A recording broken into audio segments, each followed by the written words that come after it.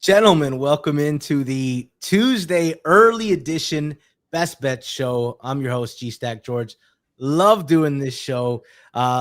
First chance to really break down all the games. I actually think we set the tone for the entire fancy talkers in this space. They listen to this and they get all their opinions from here, especially QB advice from our friend, the guru, the head of trading at Novig. Flup, you've switched sides. Thank you so much for joining us. Of course, I'm glad to be here. I've gotten a lot of flack from the comments and from even both of you saying, I'm just a stale line merchant and other things. And, I recall last week I gave out my triple hammer of like Colts minus 6.5. Where did that close? Through 7 at 8, almost 8.5 in some places. Excellent CLV there, even if it was a loser. And then when I go against the market, fading our very own Suuma, what happens? I get the massive CLV, a dominating win. This is just unbelievable. I don't want any more disrespect in the channel. I have clearly established myself as the top NFL bettor in this show. I couldn't agree more. In fact, Suuma, how does it feel? You come over from the Thursday show, Suuma, of course, NFL originator. You want to bully Flup and say, I know better on this specific game. And Flup owned you. How does that feel? He completely dunked on me. I mean, honestly, the triple hammer, double hammer, I don't care. Losing that one hammer was very, very disappointing. Yeah, I would disappoint too if I crossed with Flup and came out very wrong on the wrong end of it. Well, let's take a look at the results, Suuma. We'll say yours because we're still tracking Judah's results on this. No, he's got at least one loss. That's what I do know for sure. Yeah, you know what? Everybody at the Hammer on these Tuesday and Thursday best bet shows went 2-1, except for yours truly, G-Stack. Jacob, do we have the results? Yeah, I won my triple hammer, but lost my double and single hammer with a ton of good CLV on both of those games. Flup loses his triple hammer, wins his double and single. Judah wins his single and triple, and he should have won his double, but he got greedy. He didn't want the points. He said, give me the money line, and it backfired. Our records, as you see them on the screen, 9-6, 7-8, 7-5. Suuma also went 2-1. He hit his triple hammer, Seattle money line, and Chicago on his double hammer, and, of course, lost the single hammer. That's it. We got to outdo that. Everyone went 2-1 on the team. I went 1-2. I felt like I was the worst man. I was the weakest link, if you guys remember that show. And thank God you guys are not voting me out. If you guys have bets in the chat, drop them in the comments because I actually want to see and hear from you.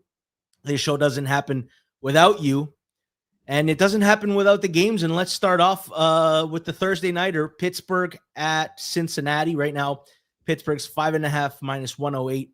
Total is 42.5 minus 115 to the over. Flip, I want to start with you since you are the top guy on this show. Last week, Pittsburgh closed 6 against Cleveland at home. Did they get upgraded after last week's win here to be laying 5.5, 6 in Cincy, or does the market think Cincy's clearly worse than Cleveland? I think the market clearly thinks Cincy is worse than Cleveland. I mean, Cleveland's defense has been quite good. What does Cincy have going for them? Their defense has been horrible. Their offense has been horrible. Did Flacco look like he improved it that much? I mean, I know he did some damage in the late game when they're playing like soft zone. So, like, does that really mean anything? I don't know. So I think it's just clearly that they view Cincinnati as a better team than Cleveland here. What about you, Suuma? When you see these two teams match up, how do you break it down? Yeah, can only look towards the Steelers here. That Bengals defense, potentially without Trey Hendrickson, they called him like day to day, but it's a short week, so we'll see there. I think this Bengals defense is like clearly a bottom 3 unit without him, and they were already really bad with him in the lineup. And what I like about the Steelers offense in general, especially against the Browns, they came up with a game plan that really tried to take away all the strength of the Browns.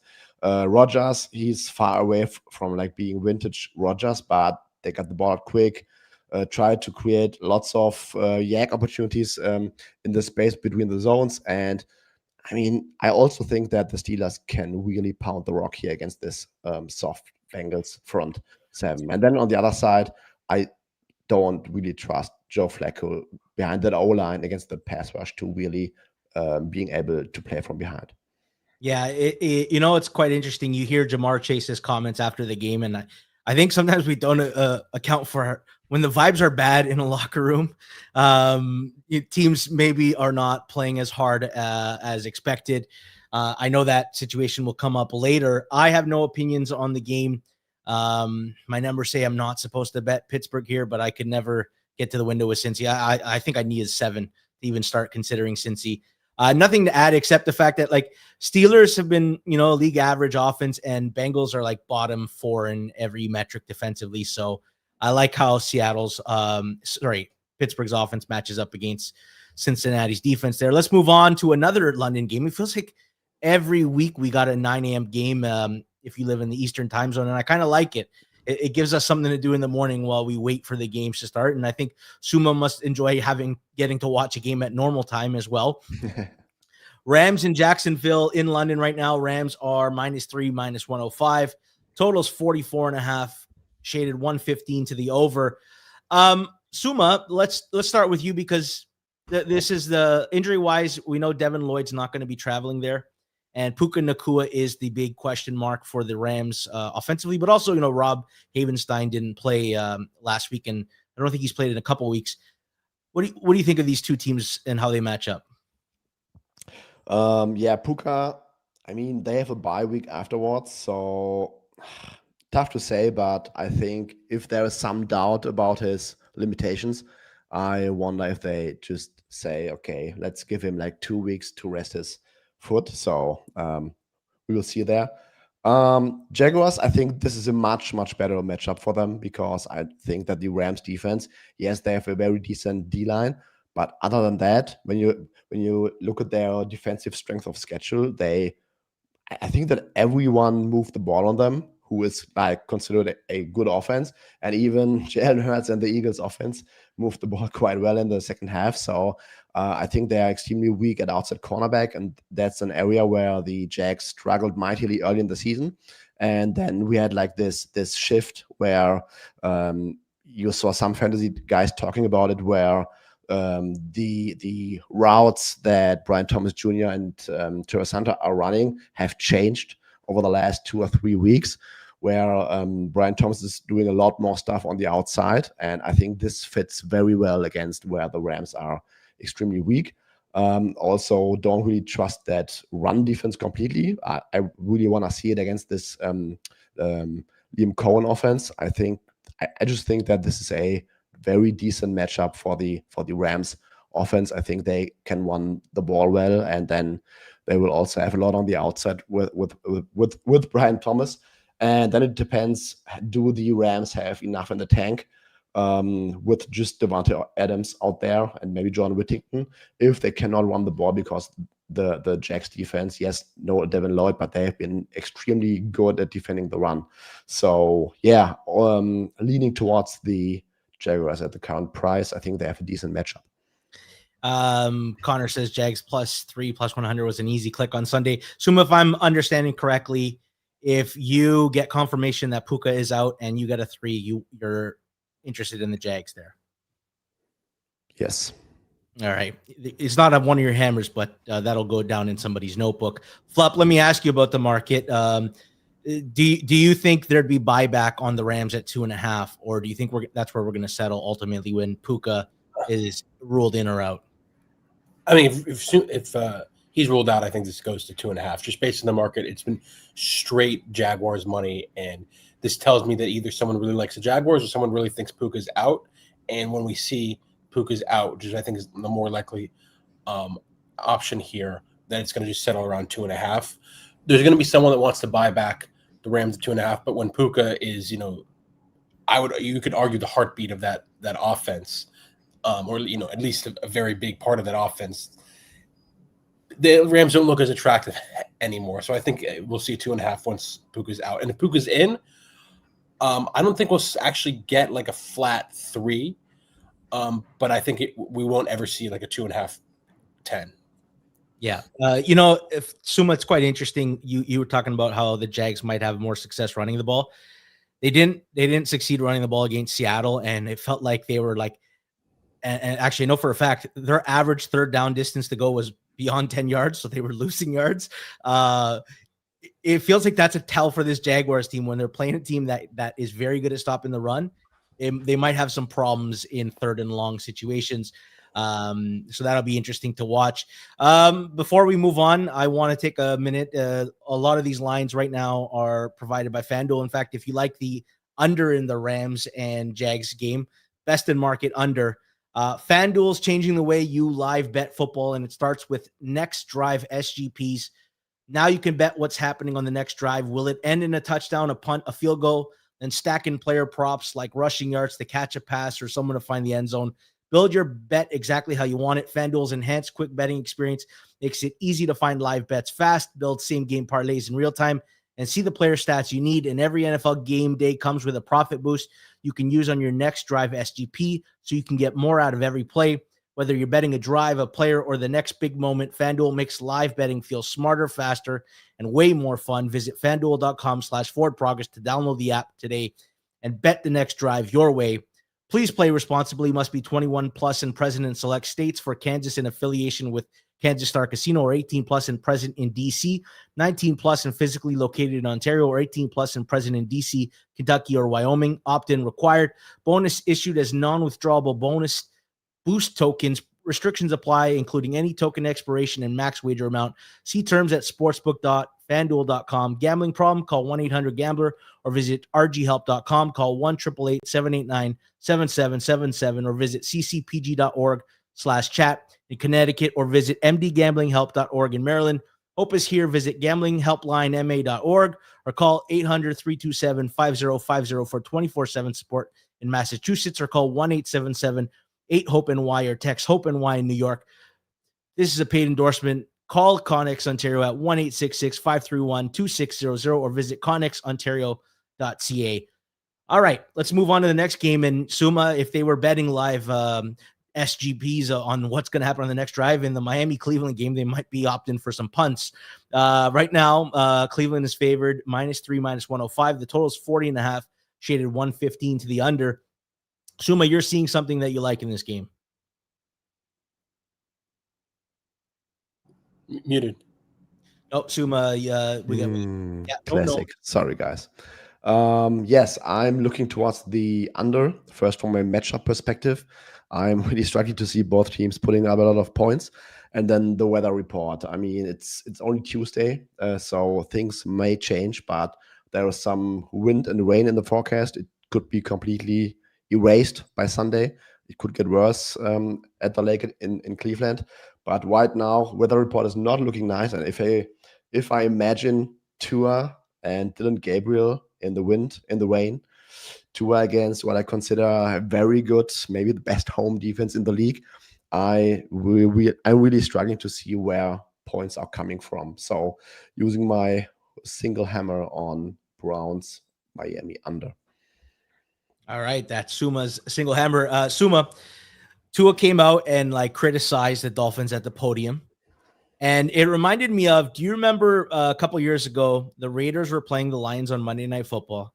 A lot of smart bettors like the Raiders, got a lot of CLV. They lose badly to Detroit, and then Josh McDaniels is fired, and then you realize there was fights in practice all week. You don't realize what's happening in the locker room. And it's like the one thing you can't account for. I don't know. It feels like there's some poison happening right now in the Miami locker room.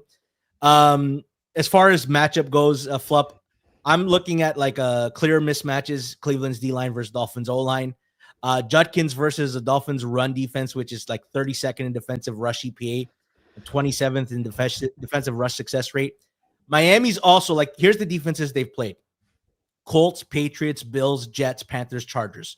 2 teams in the top 10 defensive EPA per play, but most of them are bottom third of the league. And now they get the best defense they've played.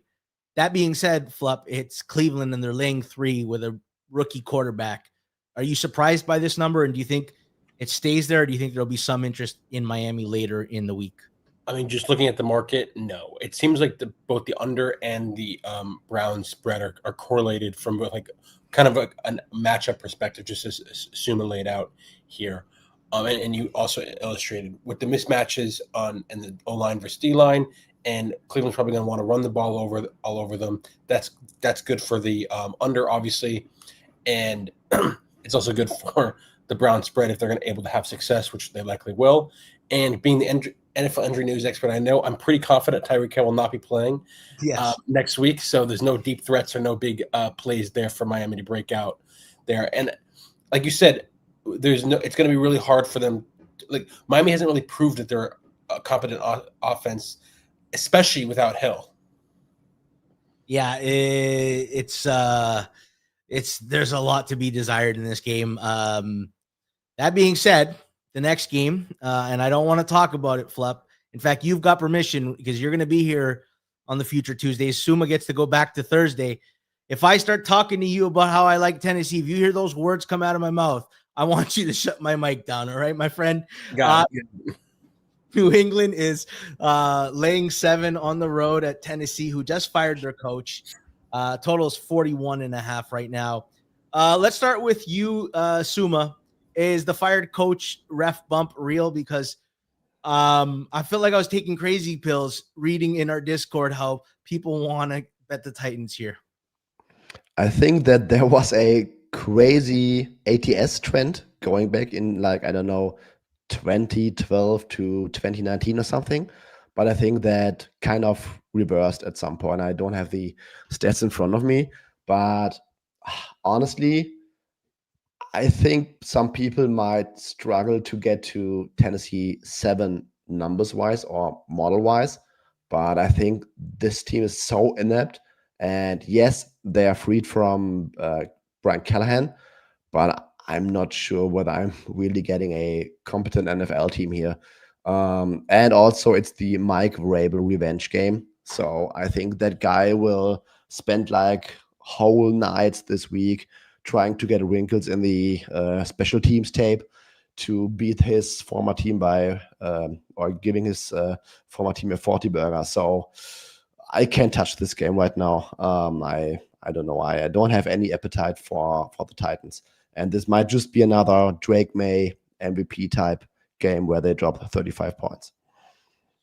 Yeah, it might. Although, listen, Tennessee's defense kind of look good, but I'm not going down that road. Flup, what do you think the market's making of New England right now?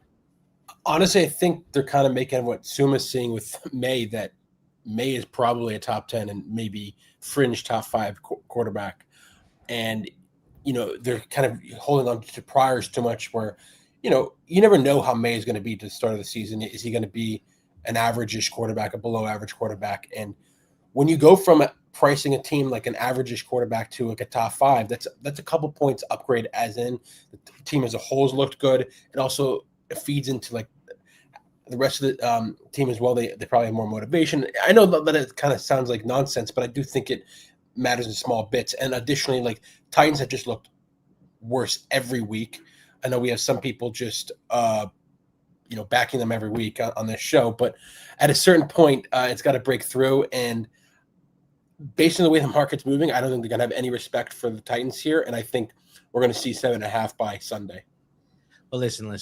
Let the record show, Flop, that I got a lot of CLV in that game. They held the Raiders to 200 yards of offense. And if Cam Ward decided to not start the Raiders at the 3-yard line for a drive, which handed them a touchdown, then I'd be the one who's also 2-1 from last week's best bets. Let's move on, though. I don't want to talk about that game. Let's talk about two good teams, Carolina and the New York Jets. Right now, Carolina is -1.5, -115. Totals 42.5. Am I on a stream with two Jets fans? This is weird. This is weird. All right. Let's start with you, Flup. Market flip favorites here. The market doesn't like your Jets. Yeah, I mean, who could like the Jets? I got a little hyped after watching them in week 1, and I was like, wow, maybe Justin Fields is good, but nope, he still sucks. I was wrong, as usual. He's not good. And look, the Jets are going to try to run the ball. That's what they try to do every week. Eventually, it won't work, and they'll try to pass late in the game if they're behind, or if it does and they're keeping close, to continue to run. That leads to low scoring. Carolina, look what they did with that. They've been running the ball really well. I mean, Dowdle was unbelievable versus Dallas. Granted, the Jets' defensive line is a little bit better than the Cowboys' defensive line, maybe a lot better. So they might not have success on the run, but I think Carolina's going to want to do that. They're going to want to try to establish the run and really run the ball. And this, when you have two teams trying to run it all over each other, I think the one play to clearly go here is the under, and that's why it's my triple hammer. I love it. I love it, Flup. I am Sumo. I'll let you go last just because I've also got to play. Of course, I'm not going to act like that was all the reason. It's a stale line as well. I mean, let's be real too. Well, that's just the stale line's the cherry on top. The handicapping got you there, Flup. Exactly. You know what? I share a lot of your sentiments. Carolina and the Jets do not pass the ball well. 15th in dropback success rate for Carolina, 25th in dropback success rate. Carolina loves running the ball, second in rush success rate, and so do the Jets, 9th in rush success rate, except Carolina's the best run defense so far in defensive rush success rate, and the Jets are 5th. It feels like, again, a game where both teams will try to establish the run, get in.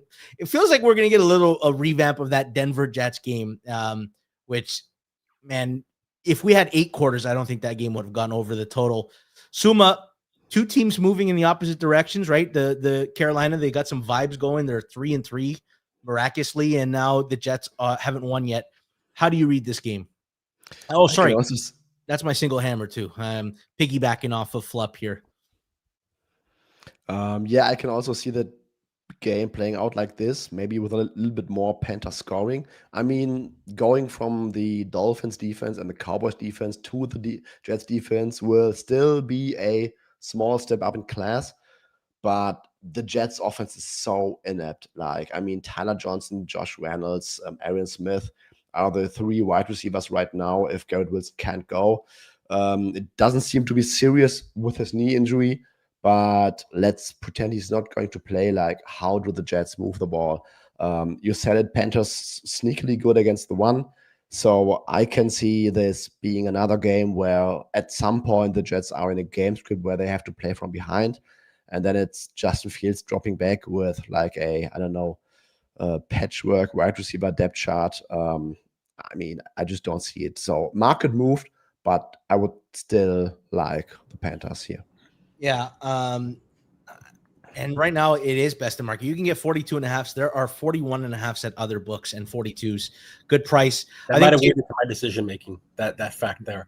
That little tidbit. I think Taylor Modon being out right tackle for Carolina last week could play a difference. I'm curious, Suuma, any chance we get a firing of Aaron Glenn this year? You think? Yes. I'm hopeful for that. I'm hopeful.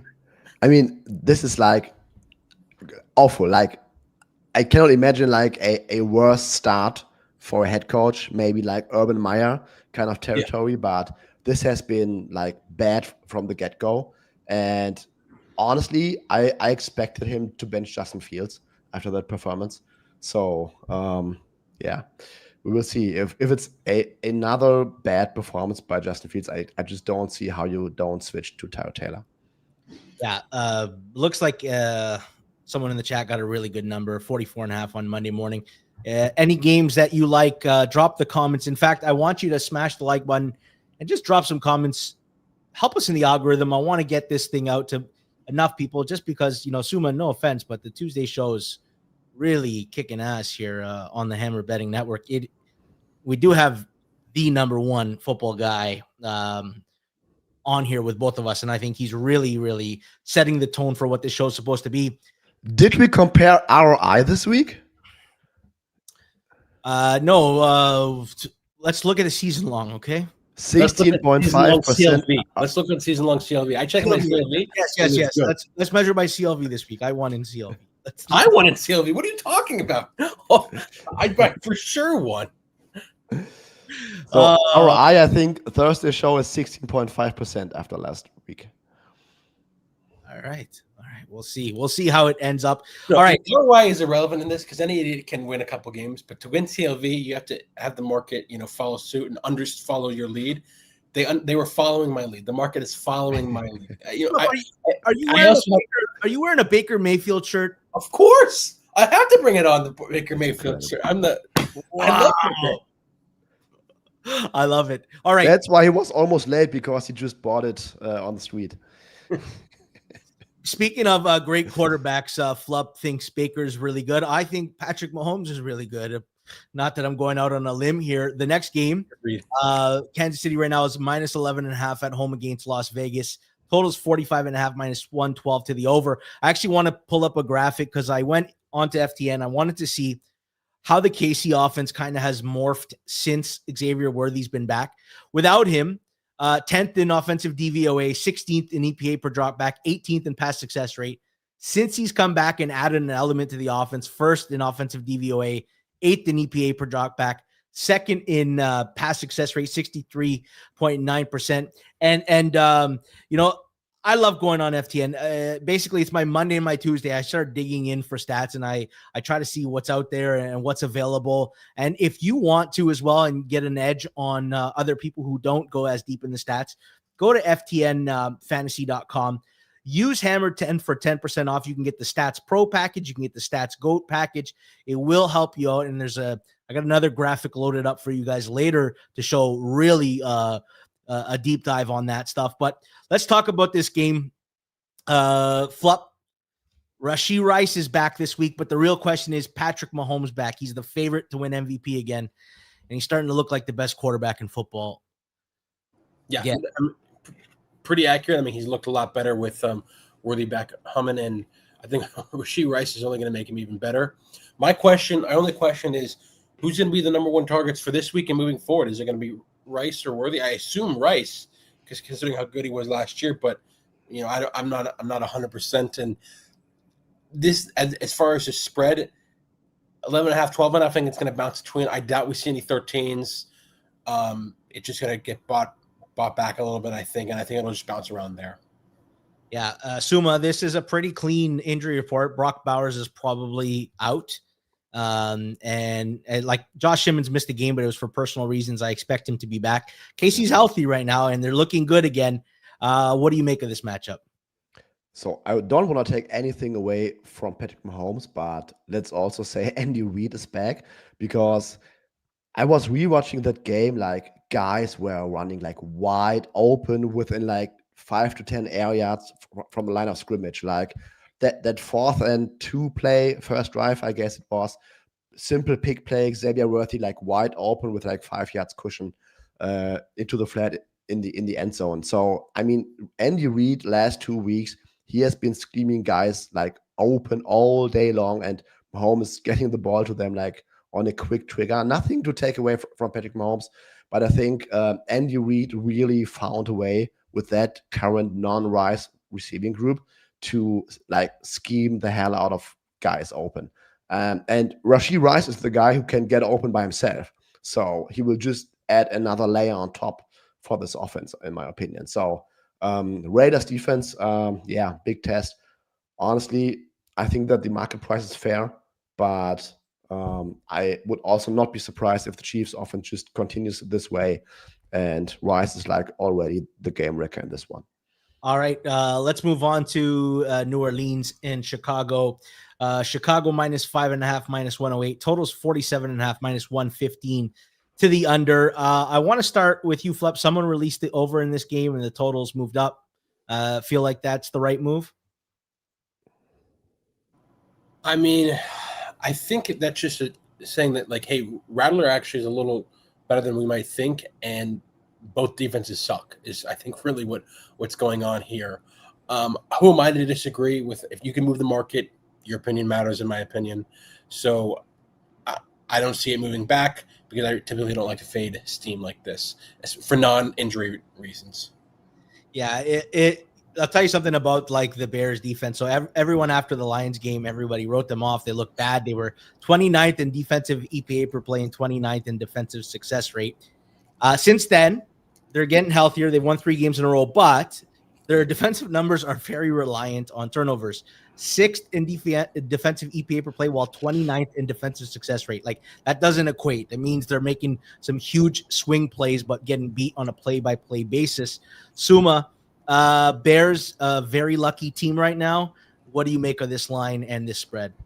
Yes, I think, I mean, they were getting healthier. Also, DJ Moore is back at Chicago after his ambulanced in, so just assuming he will be back. Honestly, I would like a Saints 6 in this one. I think this is a tad too high. I somewhat like the Saints offense, how they're moving the ball. I mean, there were a lot of games where they were in late and just a few small mistakes, also by Rattler every now and then. But I think this Saints team is very well coached. And I think yesterday at Washington, I think it was all Ben Johnson and turnovers. Like Ben Johnson really raised the floor with like all these outside zone runs, screens. I don't think Caleb Williams had a good game. I don't think Caleb Williams is good. I think he will be completely carried by Ben Johnson this season. But that being said, I think 6 would be a bit too high. I would like a Saints 6 here.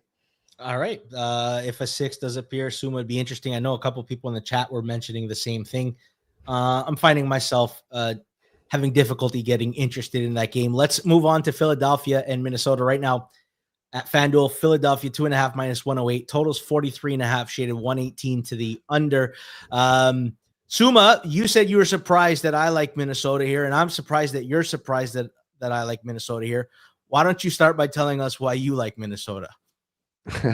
I like Minnesota because it smells like Carson Wentz will be playing.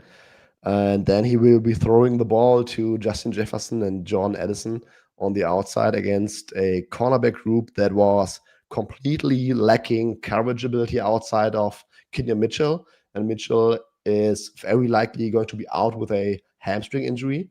So I don't think that the Eagles defense right now is in the state of being able to defend two of those wide receivers. And that's pretty much the part on that side of the ball. And then on the other side, I mean, that Eagles offense, until I see it, I will not believe it. Run game isn't working. Hurts isn't working. Going against that Brian Flores defense that is going to get Blake Cashman back, I don't think that it's all of a sudden going to be that last season Eagles offense, which was probably not as good as people think, at least in the drop back passing game. And yeah, I think there's a lot of room for improvement, and I'm not sure that we will see that against Minnesota. So triple hammer on the Vikings, plus 2.5, one of the best lines in market. It is one of the best lines in market. I also like Minnesota. They are also my triple hammer, Suuma. I make this game a pick. Minnesota's defense is really good. Second in defensive EPA, sixth in defensive success rate. They're going to throw all kinds of blitz packages at Jalen Hurts and put him in hell. On the other side of the ball, the Eagles, I started to see without Jalen Carter, they actually are not very good at stopping the run. Defensively, 22nd in defensive rush EPA, 29th in defensive rush success rate. I think Minnesota's going to be able to get things going with Jordan Mason on the ground. I think they're going to be able to get things going through the air, especially if Quinyon Mitchell is out. I like Minnesota. I think they're going to win this game, getting best price in market. Flup, you usually like to pick off stale lines. What was keeping you off this with best in market? You just didn't want to be you didn't want all three of us to be on the same play, right? You were like, you know what, the audience is more. I like this play. I think the Eagles are still a little bit overrated, and I love Brian Flores. Hopefully, I'm saying next year that he's the head coach of the New York Jets. I would absolutely love that. I don't mind if we have a defensive mind, if we get an actual genius who Brian Flores is, and I think he's going to obliterate whatever Hurts can do. I mean, I thought Hurts was good quarterback. He's not. I was wrong. I mean, I thought I had him ranked as the top 10 quarterback at the start of the year. Not anymore. It's funny. I'm starting to wonder how much of between before plays he actually has an awareness of where the open spots on the defense are going to be. Like there was a couple blitzes that the Giants threw at him, and the obvious hot read he was not hitting. Like he missed a couple wide open touchdowns, and Flores loves dialing up blitz. It feels like Hurts is very good when things are wide open and the blocking is really good and the run game's going. But whenever he faces some resistance, I don't know how good he is. I feel like what Flores does is like everyone is like, oh, we got to like disguise it. Not disguise, but we got to like dial back the blitzes so it's not obvious. And if we blitz too much, they'll pick it off. And Flores is like, nah, people crack under pressure. Let's just keep wrapping it up. And he's right. They do crack under pressure.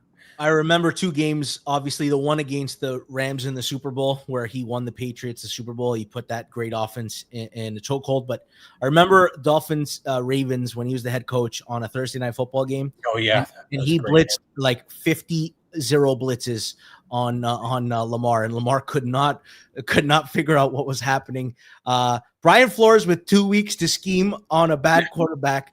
I am very much looking forward to this game. Let's move on to New York Giants and Denver. Right now, Denver is -7, -108 at FanDuel, and they also are totals 40.5, -118 to the under. Let's start with you, Flup. You're seeing something you like in this game. Yeah, a lot of my friends like to joke that I'm reactionary to quarterbacks and everything like that, and I am. But I think Dart is looking a little bit better than what you might have thought a rookie quarterback would look like. And additionally, I don't think Bo Nix is that good. Obviously, the Broncos defense is going to give Dart a lot of trouble, and they deserve to be the big favorite here. But you can get a better than market price here at Giants +7. I want to back the team. I mean, I want to back the Dart Scadaboo dynamic duo and lead New York to both victory and CTE. Suuma, what do you make of this game? Because I was looking at, and that's a Flup's double hammer. I was looking at this game and I thought, you know what? This is probably the first real D-line that Jackson Dart's playing. Chargers, Saints, and Eagles without Carter is a lot different than Nick Benito, Jonathan Cooper, John Franklin Myers, Zach Allen, and DJ Jones. And if Denver takes out Cam Scadabo in the run game, I wonder what Dart's going to do. Denver is first in the league in pressure created on 34% of dropbacks. I wonder how you see this matchup playing out. Hashtag better QB getting points. No, honestly, I agree with Flap. I'm around 6.5. I also like the G-Man. I think it's one of the 2 toughest games right now for a rookie quarterback, probably at Minnesota and at Denver, because those defenses will make that game absolute hell for you. But I just think that Bo Nix is one of the worst starting quarterbacks in the league right now. And I'm just struggling right now how the Broncos really win by margin if there is a somewhat competent quarterback on the other side that can somehow move the ball. Really tough game, but I think Bo Nix, the bar is very, very low right now. I will say a couple things. This is a weird scheduling spot. Like team off extended rest. The Giants played last Thursday, and Broncos returning from overseas. I'm watching for the John Michael Smith injury, Giant center. If he doesn't play, I don't know. If I get a Denver -6, I think I'm interested. I feel like the Giants are overrated based on their performance, but we'll see. We'll see. Flup locks it in. I don't have a strong opinion right now at the current number. Let's move on to Washington, Dallas. Right now, Washington is -1.5, -115. Totals 54.5, shaded 115 to the over. Flup, early Dallas money and over money. Do you agree with the sentiment? This smells like, to me, CeeDee Lamb is coming back, question mark. That's what it looks like, maybe. Jerry says he's coming back, but Jerry says a lot of things that are untrustworthy. Yeah, I mean, that's what I'm reading into this. I could be way off base here, but I think I just want to kind of get what's going on with CeeDee Lamb. I would really like clarity on there, and then once I get a better idea, I can would prefer to look to take a side. Right now, if he's not in, I definitely like the Commanders here, but I have a feeling that he's in based on the market movement. Suuma, this is like the highest total I've seen. I can't bet it yet because McLaurin and CeeDee Lamb, and there's some question marks. I don't know. I kind of like Dallas, but I'm notoriously low on Washington. Suuma, where are you landing on this game? Yes, I also would like Dallas if those guys are in. Honestly, I think Dallas are the better offense. Dak Prescott is having an amazing season, maybe his best ever. And that's with without CeeDee Lamb and all these O-line injuries recently. And there's a chance that outside of Cooper Beebe, this offensive line is going to be back healthy this week. That receiving group might be back healthy. And I don't like the Commanders defense. I also don't like the Cowboys defense, but I think I would be getting points with the better offense at home. Yeah, that's kind of my mentality, but I just want to wait to see a little bit some injury news before I commit to anything. Let's move to Green Bay, Arizona. Right now, Green Bay -6.5, -112, total 44.5, shaded 118 to the under. And I want to pull it up. Suuma, you and I were chatting about this on Monday in our group chat, how the Arizona offense looked with Kyler Murray and without him. So through the first 5 weeks, they only completed 4 passes that went 20 yards. They only attempted 16 of them. A of 6 yards, which is 31st. 972 air yards, which is 30th. With Brissett, 1 week, first in completed 20-plus air yard passes. They had 7 total. Some of them were yards after the catch. 7 attempts over 20 plus. 8.9 A. First in air yards. What happened, Suuma? Why is Arizona trusting their backup quarterback more than their $43 million quarterback? I don't know whether it's trusting him more, but I think Brissett, from a play style perspective, just fits that offense way better, because Kyler Murray's problem is that he cannot stand in condensed pockets and throw over the middle of the field. Like on semi-condensed pockets, he will tuck down, run, look to the flat or something. He's really predicated on scrambling and hunting for big plays down the field. He's not the guy who really plays from the pocket within structure and delivering against arriving pressure within the pocket. And that's basically what Brissett did against the Colts. The Colts had a pressure rate of like 50%, but he was standing there and just delivering balls down the field, over the middle of the field. And that's not really Kyler Murray's game. I think that's also a coaching issue, because I feel like you are not really playing into Kyler Murray's strength so much. I mean, he has 12 designed runs over 5 weeks or something. And I feel like you could do a lot more damage with a threat of his legs in this offense, and maybe get him out on the move way more bootleg, stuff like that. So I think no one will say that Kyler Murray is less talented than Brissett, but it's just that the play style seems to fit the offense way better. Coming to this game, honestly, if Kyler's out, I don't really see how the Cardinals hang in there. Yeah, Flup, it's interesting. The market was sitting at 7 for most of the week, and we got confirmation. Yeah, wait. I believe that when I released the you two numbnuts were like, oh, I don't know. I think Kyler Murray is going to play in, but the injury news expert got it right as usual. That was Tuesday before any practice reports, Flup. We read the injury reports. We don't predict them. But Brissett, the line went to 10. We got some immediate buyback. I mean, that didn't last long. There was 9.5 Sunday morning on game day. It lasted an entire sleep cycle from Saturday to Sunday. Did the market overrate or underrate Brissett? What happened there? Well, it closed around 8.25 if I recall. So I think we see this a lot in injury news games where the kind of the system that the price discovery kind of moves later on. So I think all that happened is everything got backlogged because limits were lower as dealing with it's an injury game and et cetera, et cetera. And we kind of finally got what Brissett is. I thought 8.25 was roughly fair on the close, and I don't think they overrated or underrated Brissett. That's just who he is. On this game itself, Suuma, TA tweeted about this. The Packers defense only has generated 2 turnovers so far, which is surprising. And yet they're top 12 in defensive metrics. So there's room, obviously, when that changes for this defense to get even better. Marvin Harrison's a big question mark. And it feels like until we know his status and Kyler's status, it's tough to get excited about any numbers right now in market, right? Yeah. All right, let's move on to the next game, Indy and Chargers. Right now, the Chargers -1.5, -112. Totals 48.5. Suuma, you have an opinion on this game. The market has liked the Chargers, and we've seen some early Chargers money. What are your thoughts here? And I guess my question is, bigger health concern in this game, Chargers O-line or Colts secondary? Probably both, but I'm not sure what's worse because Colts, they got so much pressure on the Cardinals O line. I think that it will be the complete same matchup as for the Chargers in like recent weeks, where Justin Herbert is really trying to make magic happen.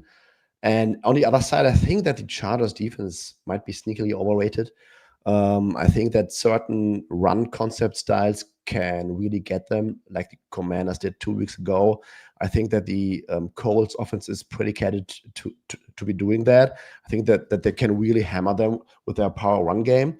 And then Chargers are also losing a few bodies like Gilman, Molden at the third level of their defense. Colts O-line has been really good so far. I don't think the Chargers will get too much pressure. And then you really have Shane Steichen, who is a master of exploiting weaknesses in the zone coverage, like Cliff Kingsbury did 2 weeks ago. I really think that the Chargers defense will struggle to keep the Colts from scoring. And then I wonder, as much as I like Justin Herbert, I really wonder if those cornerback injuries for the Colts are big enough for the Chargers to consistently move the ball if they enter a negative game script. I really like the Colts here. I think Chargers will probably need to score a bunch of points to get this home double hammer on the Colts. Yeah, I'm waiting to see what I do with this game. I'm waiting for a couple injuries. I kind of lean the same way as you, Suuma. Chargers defense since Khalil Mack got hurt, middle of the pack in defensive EPA per play against some very bad offenses. Like they played Denver, the Giants, Miami, and Washington being the best one. Indy's a whole other beast, can kind of beat you on both sides. Flup, what's the market telling us here, that these two teams are even?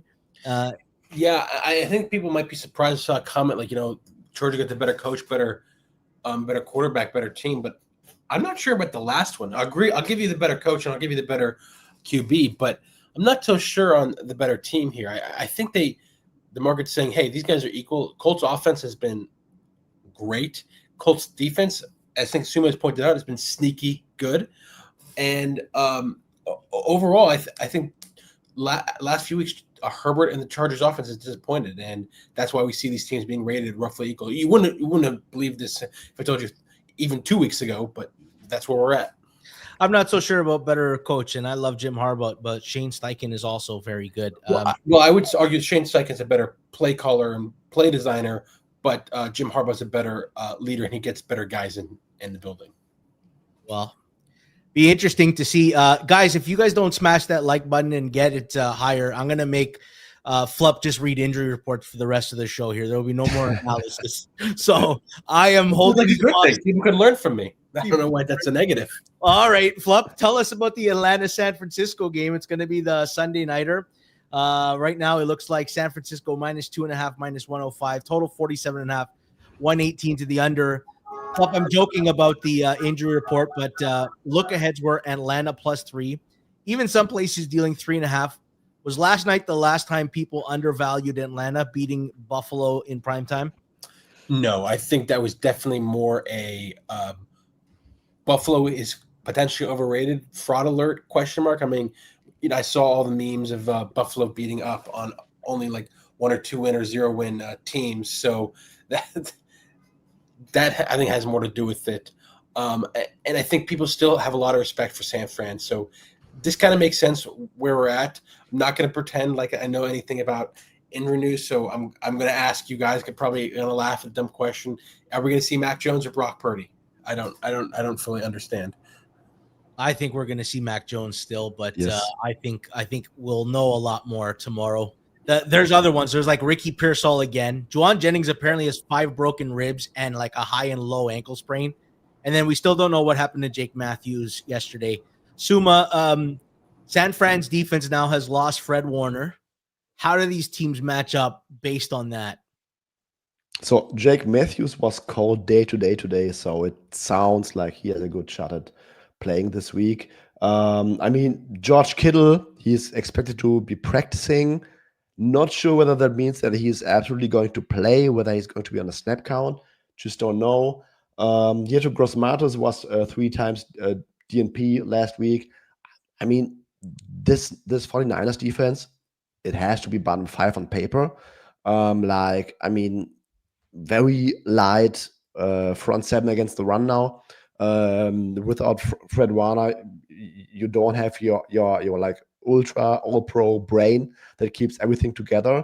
And I think that the Niners defense will have the same issues that the Bills defense had last night, and they just cannot match the speed of the Falcons offense. Like Bijan, if you are not organized in your run fits and you are a little bit too late on like any outside zone run, you are absolutely cooked against this Falcons offense. And I think that I just don't see how the Niners have the bodies to really cover up that run game. And then also Drake London is going to have a field game on the outside, I guess. So I just don't see how the 49ers stop this offense. And then on the other side, I don't want to call the Falcons defense for real, but they can play tight coverage with Bates and Terrell on the back end. They send a lot of blitzes that are really effective. And if you don't have wide receivers who can consistently beat tight coverage, which the 49ers don't have at this point, and they also don't have a run game at this point, I'm really questioning whether they have a good offense to potentially play from behind. And yeah, once they cannot stop the Falcons offense, I think they're in big trouble. And market has moved. I cannot advocate for any play on the Falcons right now, but I agree with the move, and I would probably gun to my head still like the Falcons at this number. Yeah, I messaged TA yesterday and I said, Atlanta plus 3.5 in some places. What on earth is going on here? I didn't get the line. I still show value in this line, depending on how the injuries shake up, but I'm not giving out anything on this, especially when there were better numbers out there. Not sure if you've heard, but we have a new Discord here at the Hammer Betting Network. Nearly 1,000. We're over 1,000 members as of last night are in it. We banter about games. Rob gives his fair prices on primetime touchdown scores. Rob hits SGPs during the Monday Night Watch Along. Rob does everything. Puts a lot of pressure on myself on Thursdays. Listen, you can chat with any of us, ask any questions. A couple of the games were being debated earlier today in the Discord. I was in there. You can join right now at discord.gg/hammer. Flup, I never see you in there. No pressure, but maybe you should pop in and give some of your analysis on this next game and why markets sometimes just don't get it. Tampa Bay at Detroit. Big game, Flup. Right now, Detroit is -5.5, -104 at FanDuel. Total is 52.5, -115 to the over. Flup, why is Baker so good and why is he being disrespected? I respect the market, but the market is wrong on Baker. I mean, that's simply what it is. I mean, I read a report from a very respected NFL capper that Baker is top 5. He put out his top 10 list on X. So that's my analysis there. I know, the Bucs are like injured with like their O-line and their top 3 receivers all might be out. We have Baker Mayfield. That's all you need to know. They probably should be favorites, but I'm going to take the spread. We're getting 5.5 points. That's 5.5 too many that we need to win this game. Suuma, that's beautiful analysis. And Flup, that is your single hammer, right? Yes. Suuma, there's a lot to parse here injury-wise. Let's start off. Brian Branch suspended, throwing a punch like a dummy on Sunday Night Football. Taylor Decker, Terrion Arnold, Avonte Maddox. We know Arnold and Avonte Maddox are going to be out. Decker's a question mark. On the opposite side, looks like Godwin, Buka, and Irving are out, but we don't know about Mike Evans, Zion, McCollum, Benjamin. Why are we even listening? Did we see Baker Mayfield on 3rd and 14 just will his team to that? Yes, Johnson, baby. Yeah. That's all we need to know. It's Baker's all day, Bucks all day. We don't need any further analysis. Well, Suuma, I'm going to ask you for some analysis just quickly. Is there too many injuries for you to like a side here, or is there something that you're looking at? Alan McNeil might also be back for the Lions. I think he had a full practice last week, but did not make the active list. I feel like at some point the Bucs offense might run into some issues with that group, but at the same time, I have to agree with Flup. Like quarterback is the dominating factor, and he's still throwing against a secondary that is lacking like 4 starters right now. So if the Lions cannot generate too much pressure, I would not be surprised if the upcoming MVP of the league is still moving the ball quite well here. Yeah, and the Bucks, Suuma, take away the run, and if they take away Detroit's run, it means we're going to get a lot more Jared Goff, and that'll be interesting to see. Let's move on to the last game. It's a double Monday night football doubleheader. Houston at Seattle right now. Seattle -3.5, -110. Total is at 40.5, -112 to the over. Quickly, Suuma, you've been high on Seattle. Why have they been so good, and how does this matchup look for them? Because they have a very good defense with one of the best DCs in the game, despite missing like 2 or 3 starters from their secondary every single game. There's a decent chance they might be completely healthy for the first time since the second quarter in week 1 against San Francisco. And the Texans forget their last 2 games against the Tennessee Titans with Brian Callahan and the most depleted Ravens team that you could ever imagine. So these 2 games honestly don't count for me. I still think that the Texans have a bottom 10 offense, not a good quarterback, bad offensive line, and I think Seattle will make CJ Stroud's life absolute hell all game long. But on the other side, I can see the same. Seahawks offense, they don't have a run game, an efficient run game. They're basically living off Sam Darnold throwing haymakers down the field, which he's doing very well, no doubt. But I think against this Texans defense, he might also struggle. I think this is going to be a low-scoring game at 3.5. I think this is probably closer to being right. The under might have a little bit more room. I think. I don't think that these teams will score deep into in the mid-20s. Yeah, for me, Suuma, right now Seattle's play defenses that rank 22nd, 11th, 20th, 7th, 14th, and 16th in defensive EPA per play. They're playing Houston, which is 3rd in defensive EPA per play. I think Houston's the best defense in football. Get an elite pass rush from their front 4, and they have 2 really good corners in Kamari Lassiter and obviously Stingley. To me, it's just as simple as I like getting 3.5 points on the game. I make 2.5. Flup, and that'll be my double hammer. Houston plus 3.5. Lock it in. I don't know where the Houston offense is going to get it from, but I'm hoping we see ugly Sam Darnold when there's no run game going and he's got to force a ball to JSN that maybe is covered really well. Flup, market says 3.5. Is it more likely to go to 4 or back to 3, or do you think this is the right number? I think it's more likely to go to 4. When it goes from 3 to 3.5 this early, it's pretty strong. I think we're seeing 4, so I don't like to play. I'd rather wait until we closer to post where you can get maybe a better number at 4. I'd be shocked if we see this back to 3. I think what Suuma laid out is what everyone is seeing right now. Is CJ Stroud might be riding his coattails from that rookie season, and he might be not as good a quarterback as we think. Well, as you all know, I really have pegged the AFC South really well. I've been notoriously lower on the Colts. I've been notoriously higher on Tennessee and Houston. Flup, thank you so much for joining us. And let me recap this stuff before we get out of here. And please drop some likes and comments in the chat. It helps us in the algorithm as I pull up the best bets and recap what we've done here. Jacob, if you can pull that up here. Let's see what we've got. Let's see what we got. Okay, I've got the list, in fact. Suuma and I took Minnesota as our triple hammer, plus 2.5, -112. Flup's triple hammers, Carolina and the New York Jets, under 42.5, -110. That's my single hammer. Double hammer, you just heard it, Houston, plus 3.5, -110. Flup likes the Giants, plus 7. Suuma likes Indy on the money line. And then Flup says, market's wrong on Baker. He likes Tampa Bay plus 5.5, -118. Suuma likes Miami, Cleveland under 40.5 at -115. That's it for us. We've been killing it on the Tuesday show. Suuma, I'm going to miss you next week, my friend. I enjoy having you on the stream. Thank you so much for jumping in for Judah and doing the 2-week trade to make it to accommodate. Thank you to everybody in the comments. Honestly, the show doesn't work without you, and I appreciate all your feedback. Even if I can't interact with every comment, I'm busy trying to spin a lot of plates being the host of the show. I don't get to just look pretty and make analysis like Suuma and Flup. Thanks to Jacob for producing, and thanks to Flup and Suuma for your best bets, and good luck with all your bets this weekend, and have a great rest of your evening.